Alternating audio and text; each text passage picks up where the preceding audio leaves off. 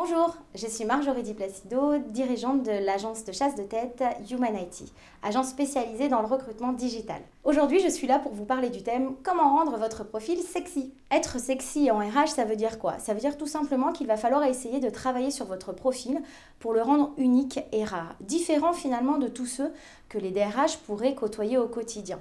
Des compétences, ça s'acquiert assez facilement, ce qui veut dire que du coup, à partir du moment où des personnes ont fait la même école que vous, par exemple, ou bien ont potentiellement à peu près le même profil que vous, vous ne pouvez pas forcément jouer systématiquement sur cela.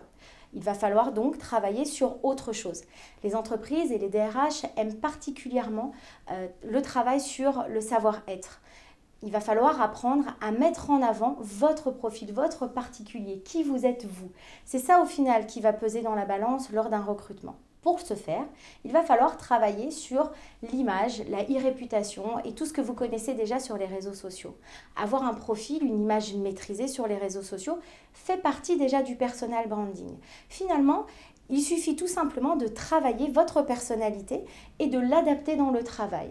Votre personnalité, elle vous est propre, c'est ce qui fait que vous êtes vous au quotidien.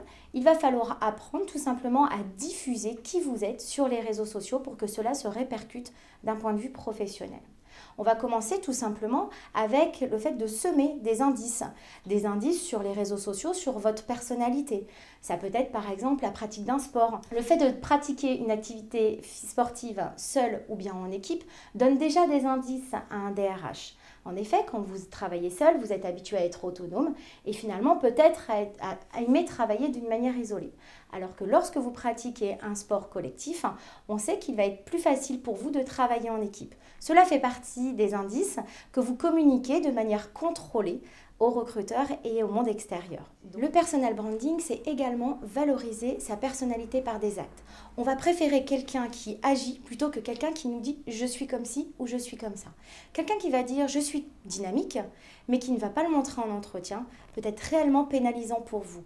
Effectivement, il y a une inadéquation entre ce que vous dites être et finalement ce que vous êtes. Il va falloir apprendre à s'adapter à son interlocuteur. Le tout est simplement qu'il puisse s'identifier finalement et se projeter avec votre profil. En effet, une personne qui va commencer à vous poser une question et qui est assez speed dans sa manière de fonctionner et à laquelle vous allez répondre en prenant énormément de temps, vous pouvez vous retrouver dans une phase d'inadéquation de profil. Et du coup, cela peut être pénalisant pour tout votre entretien. C'est exactement la même chose pour de l'écrit. À partir du moment où on va vous demander des compétences particulières, un savoir-être particulier et que vous ne répondez pas, particulièrement aux demandes et aux besoins de votre interlocuteur, il va y avoir une inadéquation. Il va falloir donc apprendre à jongler avec les différents indices que peuvent vous donner l'interlocuteur pour pouvoir correspondre complètement au poste proposé et au profil recherché. Dans le recrutement, il n'y a pas que vous qui devez être atypique. Nous aussi, dans notre manière de recruter, nous recherchons à recruter différemment. C'est pour cela que je vous conseille vivement d'aller sur des sites qui ne sont pas habituels au RH. Alors, des sites qui ne sont pas habituels, c'est-à-dire des sites autres que les CVTech et les job boards, finalement, sur lesquels on peut s'appuyer quand on recrute. En effet, aujourd'hui, les profils qui sont présents sur ces réseaux-là ne nous intéressent pas forcément parce qu'ils sont sursollicités et visibles aux yeux de tous. Du coup, en général, nous allons chercher des sites un peu moins conventionnels pour recruter. Pour cela, il y a SlideShare ou bien Meetup. Ce sont deux sites complètement différents. SlideShare, c'est un partage finalement d'informations sur un domaine de compétences que vous maîtrisez complètement.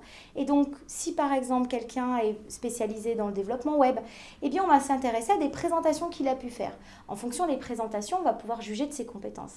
Et là, ça nous intéresse. À partir du moment où on peut juger de vos compétences au travers d'un document, on va être amené à vous contacter pour vous proposer des postes. Ce sont nos stratégies RH. Meetup, c'est exactement la même chose. Meetup, c'est un finalement site qui vous permet de rentrer en relation avec différentes personnes qui ont soit la même passion que vous ou les mêmes pratiques que vous.